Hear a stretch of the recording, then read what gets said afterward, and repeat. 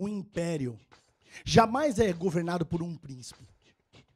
O império sempre tem aquele que comanda, aquele que não dita somente as regras, aquele que dita as normas, os entendimentos e os processos civilizatórios entre os seres daquela comunidade. O império é feito não só por aquele que carrega uma coroa na cabeça.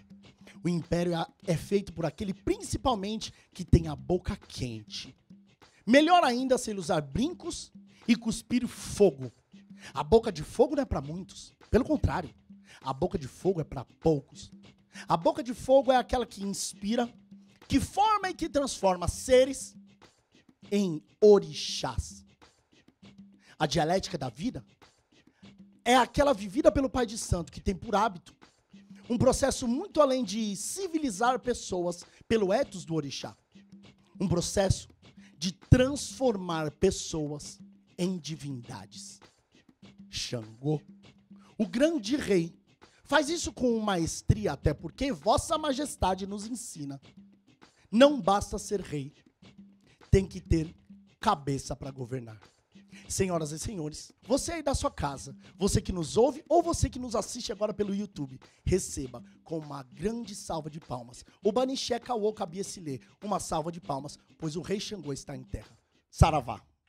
Este ritmo binário predomina dos negros de fala iorubá com o catimbó indígena. Distinguem, isto é, não apenas reflete vivência recente do autor com o universo, do qual pouco a pouco está compartilhando, resultantes de outras vivências que poderão complementar, aprofundar e, por que não, vir a revisar o tema que aqui se expõe.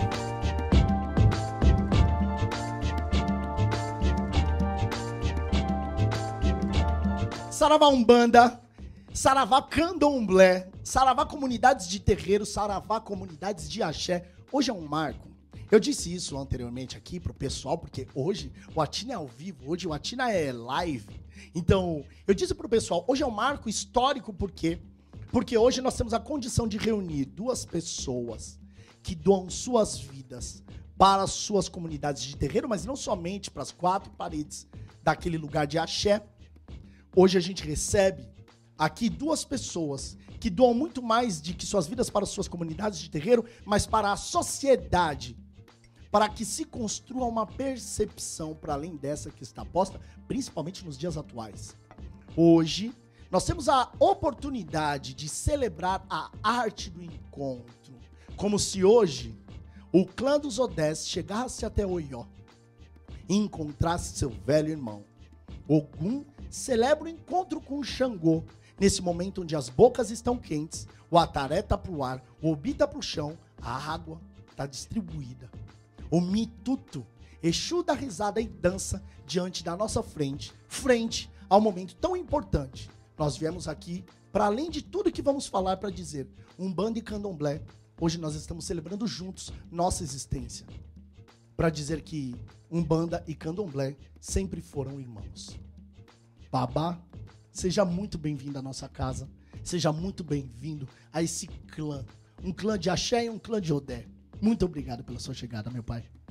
Eu que agradeço a possibilidade de partilha e poder estar aqui e conversar com um irmão, não é? É disso que se trata, conversar com um irmão, com uma pessoa que está na mesma posição que eu. E isso não importa, não é? Quer dizer, se é Umbanda, Candomblé, Quimbanda, Jurema, isso não importa. Essas questões são questões menores, né? Porque, de verdade, o terreiro, não é, brasileiro, esse espaço, território, terreiro, corpo negro, ele tem uma só origem. Todos nós sabemos qual é a origem do terreiro. O terreiro é africano, né? Quer dizer, então não importa, todos nós temos a mesma origem, portanto, somos irmãos e estamos à frente de uma comunidade, não é? Então, eu que agradeço, porque para além da nossa conversa, é também, quer dizer, esse reencontro também é espaço de fortalecimento, não é? Porque nós precisamos efetivamente nos abraçar, não é? Quer dizer, diante de tantas dificuldades e desafios e violências mesmo, a gente precisa se abraçar. Então, eu agradeço e tomo a bênção, né? Inagoketu é Motumbá, então eu tomo a bênção, meu Motumbá, e agradeço por estar aqui consigo. O senhor é Nagoquetu, é de Motumbá, mas é também de Saravá. Sou de Saravá, primeiro de Saravá. Sou primeiro. Eu sou primeiro de Saravá. Eu gosto de fazer um drama. Eu gosto de Hoje fazer Pai, hoje é uma conversa, Eu gosto de fazer um drama do meu nascimento, porque eu nasci de 8 meses. Com 1 quilo. Minha mãe conta que eu cabia numa caixinha de sapato. Minha mãe é uma mulher de Inhaçã. E mãe de santo de Umbanda, né? Quer dizer, porque é a história do terreiro em São Paulo. A história do terreiro em São Paulo é, primeiro, a Umbanda. Depois, a Umbanda serve de ponte para que os pais e mães de santo de São Paulo migrem, né? Quer dizer, ou somem a Umbanda ou Candomblé, não é? Então, essa é a história verdadeira do terreiro em São Paulo. É a história da Umbanda e Candomblé. Não é a história só da Umbanda ou a história só do Candomblé. Então, eu nasci, mamãe era mãe de santo de cartomante. Uma das melhores cartomantes que eu já vi. Hoje ela não joga mais, porque ela já tá de saco cheio desses problemas que aparecem. Ela fala que tá de saco cheio dos problemas que aparecem nas cartas. E aí eu nasci nasci para morrer, né? Não tinha, né, essa tecnologia médica dos dias atuais, né? Prematuro, 1 quilo, 8 meses, não é? E minha mãe, o médico queria que eu ficasse no hospital e minha mãe falou, não, ele vai viver e eu vou levá-lo para casa, que lá eu tenho como cuidar dele. E ela me levou para casa prematuro e eu fui batizado pelo caboclo Birajara do Peito de Aço, que é o caboclo dela, não é? Quer dizer, então, primeiro de Umbanda, quer dizer, primeiro eu sou um macumbeiro de Umbanda, depois soma-se a macumba o candomblé. Ô pai, e me fala, como é que é essa transição? Se é que dá pra gente dizer aqui que houve um motivo ou houve um chamado para o candomblé? Por que você não ficou ali no terreiro de Umbanda? Eu acho que eu não saí do terreiro de Umbanda. De verdade, eu nunca saí, porque eu moro na macumba, né? Minha casa é na macumba. Então, de verdade, eu acho que eu não saí. O que aconteceu foi o seguinte. Eu não me iniciei por chamado, eu me iniciei por desejo. Eu desejei. Não teve nada dessa palhaçada de chamado. Eu quis. Eu desejei, eu queria ser Xangô. Eu desejei ter Xangô no meu corpo e dançar o alujá. Eu queria ser Xangô, eu desejei, foi desejo. Tanto que minha mãe não queria. Porque isso não foi ontem, isso faz um tempinho.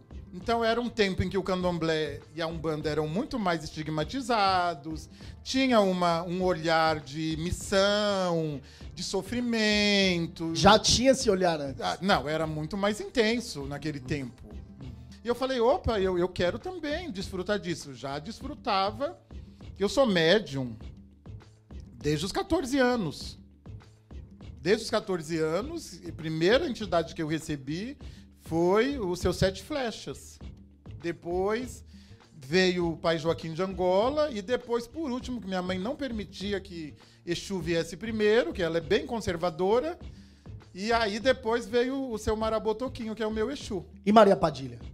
Maria Padilha eu gostaria, mas até hoje a Maria Padilha não chegou, que eu quero a Maria Padilha. Eu sou doido pra dar uma girada, mas ela não me pega. Eu acho que o Exu não deixa, ele é malvado. Acho que é ele, deve ser ele. Mas você sabe de uma coisa? Nós estávamos ontem conversando. Como o senhor faz essa leitura? O candomblé que se permite incorporar, ou que permite a manifestação de guias, dos ancestrais, dos espíritos ancestrais, ele deixa de ser candomblé, ele se mistura com a Umbanda. Qual é a sua percepção sobre o candomblé em que se manifesta seu Tranca-Ruas, Maria Padilha, seu Boiadeiro e tantos outros guias, que a gente erroneamente vai chamar de guias de Umbanda? Eu lamento muito essa separação. Para mim é lamentável. É lamentável e desnecessária. A história, mesmo na Bahia, a história do terreiro de candomblé é uma história em que grandes Ialorixás e Babalorixás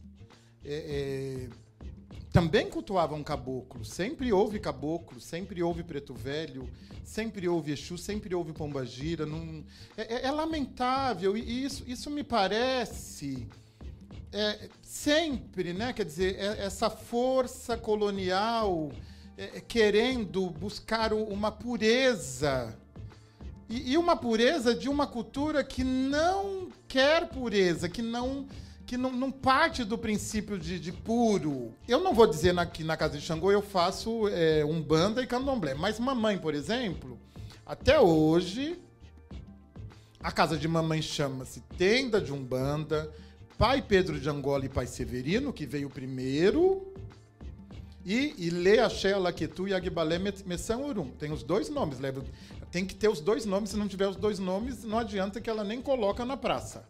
Mas a casa da minha mãe tem 50 anos, né? Minha mãe tem 73 e o terreiro tem 50. Me parece que esse negócio dá certo.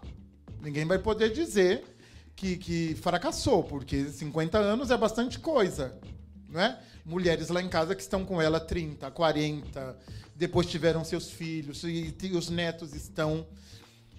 Na casa de Xangô, o que eu faço são homenagens. Então, anualmente, nós destinamos alguns dias para poder homenagear essa ancestralidade que é da minha história. Eu não posso, tem a ver, é a minha história. É uma ancestralidade. A minha ancestralidade, afro-ameríndia. É a minha ancestralidade. Meu preto velho é a minha se soma a ancestralidade iorubá, Angola, Benguela, e o meu caboclo é a ancestralidade ameríndia. É a minha ancestralidade, é a ancestralidade do Brasil, entendeu? Eu não posso dizer que eu faço efetivamente, que eu sigo rigorosamente a liturgia de Umbanda. Não, eu não sigo. Claro. Né? Quer dizer, porque existe uma liturgia a ser seguida. Mas há esse espaço que eu chamo um espaço de homenagem. Eu vejo um movimento agora, um movimento legítimo, de verdade eu considero um movimento legítimo, do empretecimento da Umbanda, o empretecimento histórico, filosófico. Esse é um movimento legítimo, não é? Nós passamos por um movimento semelhante no candomblé, mas foi num outro sentido, no sentido que a gente chama de reafricanização. Né? Quando começaram os congressos e o diálogo, né, entre a Nigéria, os iorubás e o Brasil, também se trilhou esse caminho de reafricanização. Mas tinha menos a ver com o empretecimento e mais a ver com a busca de um selo internacional de origem africana. Tipo uma validação. Isso, não tinha a ver com eu estou empretecendo. Porque mesmo hoje, o Iorubá no Brasil, dessas tradições do Ixexelabá, da RTI, religião tradicional Iorubá, eles não se pensam negros como nós, brasileiros, porque eles não têm dimensão do problema racial no Brasil. E eles são vistos como estrangeiros. E o Brasil tem negócio de síndrome do cachorro vira-lata. Então, também o africano no Brasil é estrangeiro, dentro do terreiro. Pode haver xenofobia fora. Mas uma pessoa, um babalaô, um ifaísta negro, ele é visto como internacional. Não é? Tanto que não é pequeno o número de brancos que vestiram essa cultura tradicional para agregar valor ao produto e ganhar dinheiro. A gente tem visto muito esse movimento, né? Quer dizer, isso também tem a ver com os impactos nefastos do capitalismo, não é? Em que você começa a agregar valor ao produto, né? Para poder efetivamente ganhar dinheiro. Então, eu penso o seguinte, há muita síndrome de cachorro vira-lata no Brasil. Eu sou de candomblé. Não venha me dizer que o candomblé que eu pratico é incompleto. Não é incompleto. Como é que um negócio que sobreviveu 3 séculos é incompleto? Ei! Como é que um negócio que sobreviveu 3 séculos, que me trouxe até aqui, olha pra mim. Como é que você vai dizer que esse negócio não funcionou? É só olhar pra mim. Como é que você vai dizer que eu preciso ir até a África para poder completar o candomblé que eu pratico? Ah, não me fale isso, não. Aí não. E quem quer completar tem menos a ver com consciência filosófica histórica e mais a ver com os impactos do capitalismo, porque é agregar valor ao produto. Eu não caio nessa armadilha da tradição. Isso é desserviço antropológico, é desserviço antropológico, essa história de tradição. Entendeu? A tradição se reinventa, a tradição ela se ajusta para continuar sobrevivendo. Só existe tradição se ela for capaz de acolher a diacronia. Entendeu? Se ela não for capaz de acolher a diacronia, ela não sobrevive. E o candomblé, ele se reinventou. Ele se reinventou o tempo todo, não é? As pessoas não gostam muito desse gingado, mas eu sou preto ginga. Pra sobreviver, é que nem Matrix. Para as 80 balas não pegar a gente. As 80 balas perdidas. Você tem que... né? Din, din, din, din. Você tem que gingar. Como é que a gente chegou aqui? Gingando. Não foi com a ortodoxia branca europeia. Não é com a ortodoxia branca europeia. Não é com o eugenismo. Não é com o purismo. Não, nós chegamos aqui gingando. Entendeu? Então, eu considero essas noções euro-referenciadas de tradição, de purismo, de conservadorismo, eu considero distração. Babá, o senhor disse, eu sou um homem de Xangô, ser de Xangô é algo muito caro. Traduz pra gente aqui, ou principalmente pra quem está nos assistindo ou nos ouvindo hoje, como é ser um homem de Xangô? E eu lhe pergunto isso porque me fica algo muito claro na mente, de uma época, uma vez, numa live que nós estávamos fazendo, numa conversa que nós tivemos, que o senhor falou, eu sou um Xangô em formação. Então, o que é essa formação? O que é se tornar ou estar no processo de se tornar um orixá? A pergunta, então, seria, o que é ser Xangô? Eu me lembro do dia da minha iniciação. No dia da iniciação, depois da iniciação, você dorme totalmente, no outro dia você acorda pro banho. Né? Você nasce... Tem os cabelos raspados e tal, toma o banho, né? O banho de sangue, né? Para inclusive é a metáfora de que você está saindo do útero, então o bebê saindo do útero, então ele nasce ensanguentado. É disso que se trata. O candomblé é uma ciência. As metáforas que o candomblé produz de morte e renascimento são poderosíssimas. E no outro dia, quando você vai para o banho, normalmente o primeiro banho é a Yalorixá que dá, quando é Yalorixá, quando é Babalorixá, existe uma mulher que faz esse papel, dependendo da tradição. É um papel feminino. E aí eu me lembro da minha mãe falando, olha, agora você é Xangô, agora o Sidney não existe mais, agora você é Xangô. Isso não sai da minha cabeça, porque, né, quer dizer, na minha cabeça, aquilo era para me devolver Xangô. Porque a nossa sociedade, ela vai nos tirar o quê? Quem que ela me tirou? Ela me tirou o homem preto. Então, a iniciação me devolveu o homem preto, que é Xangô. Então, eu pude reaver a minha ancestralidade negra a partir da iniciação. E aí,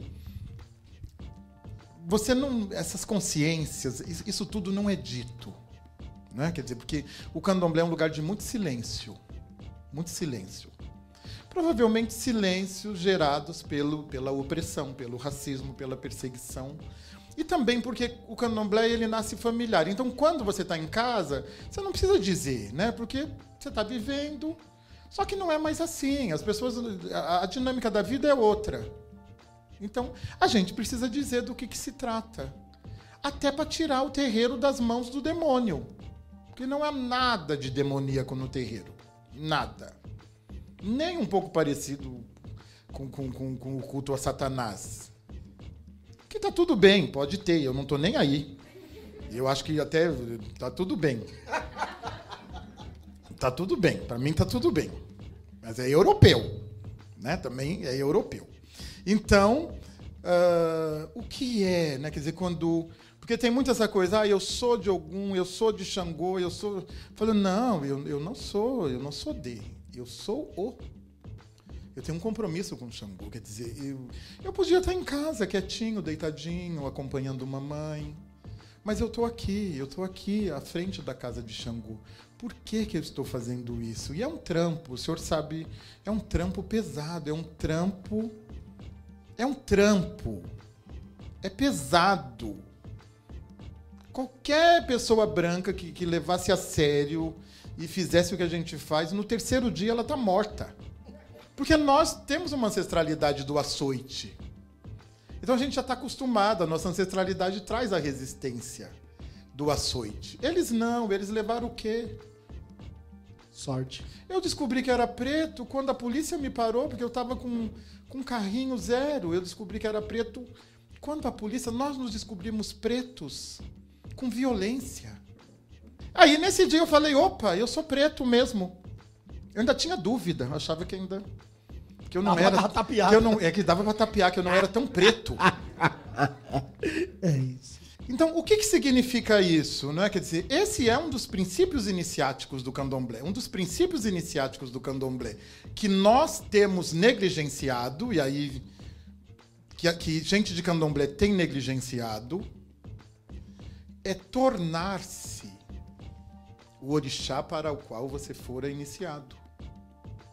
Você tem que tornar-se. É a possibilidade de trazer Xangô de volta no seu corpo, no meu corpo, nas minhas ações. Eu costumo dizer, o senhor já me ouviu falar sobre isso, nós não temos o orixá que somos, nós temos o orixá que precisamos. Se eu não aceitasse Xangô, talvez eu fosse um pastor estelionatário, fosse um corrupto, fosse uma pessoa suja, fosse transfóbico, homofóbico, não acreditasse em igualdade. Não, mas eu tenho Xangô, eu preciso dele. Entendeu? Eu tenho o orixá que eu preciso para não ser essa outra pessoa abominável, muito provavelmente. Então, nós temos o orixá que precisamos, porque a nossa força criadora negra não é sadomasoquista. Ela nos dá o que precisamos. E eu usei, eu peguei generosamente com as duas mãos. É disso que se trata estar no gerúndio, tornando-se Xangô. Eu estou me tornando Xangô. É como, sabe o negócio dos extraterrestres? Como se tivesse entrado um parasita e entrado... É uma fusão mesmo. É uma fusão. É o tornar-se, né? É o tornar-se. Então, não faz sentido, diante de uma magia tão poderosa, que eu, homem duas vezes, Sidney e Xangô, e mais não sei quantos carneiros, galinha de Angola, pombo, galo, tartaruga no tempo que podia matar ainda, que agora não pode mais, tá tudo aqui. Não faz sentido que eu não pegue tudo isso e vá à luta e faça o meu melhor. Não faz sentido. Então, há uma falta de consciência de gente de terreiro do próprio rito. Entendeu? Nós temos que ter consciência de que se trata. Né? Quer dizer, tornar-se Oxum, tornar-se Xangô, tornar-se Ogum. Nós somos de tradições míticas. Então, aquele mito é para ser revivido. Né? Quer dizer, eu estou numa jornada mítico-ancestral xangoística. Eu estou revivendo a jornada de Xangô. É disso que se trata. É esse o papel social, histórico, cultural, simbólico, não é? Do candomblé, porque nós sabemos, quer dizer, a escravização, ela destituía, não só a humanidade, né, de pretos e pretas escravizados, mas ela destituía a própria ancestralidade, a própria cultura, a história, a língua, tudo. Então, eu sempre fico me perguntando, eu falo, como é que essa gente preta escravizada conseguiu criar uma estratégia tão elaborada para devolver a África para dentro do preto escravizado. Isso é magnífico, porque num período, né, em que de perseguição, de violência, esse povo preto cria uma ciência, uma tecnologia capaz de falar para aquele preto escravizado, olha, você está escravizado, mas Ogum não conseguiram lhe tirar. Entendeu? Ah, você está escravizado, mas Azir e Tobosse não conseguiram lhe tirar. Ah, você está escravizado, mas Quitembo não conseguiram lhe tirar. Ah, você está escravizado, mas a Pombagira não conseguiram lhe tirar. Você está escravizado, mas o pajé ainda está aqui com você. Aquele que foi escravizado antes está vindo aqui se somar ao seu corpo. É disso que se trata. A gente precisa ter dimensão do que é isso. Não é? Quer dizer, é muito maior do que o que parece ser. Minha cabeça tá fritando. O terreiro é naturalmente político. O primeiro ponto, ele é naturalmente político. Sabe, ele só é ex-vídeo. É macumbeiro. O Brasil é macumbeiro. O Brasil é extremamente macumbeiro. A macumba tá na igreja lá. O óleo ungido é o quê? Macumba. É o racismo, né, pai? Tudo é racismo, não é? Quer dizer, E aí, se o terreiro não se pensa político, ele não fortalece esse lugar de luta. Ele tem que se pensar. Não é espírito de luz, Jesus Cristo. Não é nada disso, não. É rei e rainha. E veio me ver. É meu pai. Este ritmo binário Predomina dos negros de fala iorubá com o catimbó indígena. Distinguem, isto é, não apenas reflete vivência recente do autor com o universo, do qual pouco a pouco está compartilhando, resultantes de outras vivências que poderão complementar, aprofundar e, por que não, vir a revisar o tema que aqui se expõe.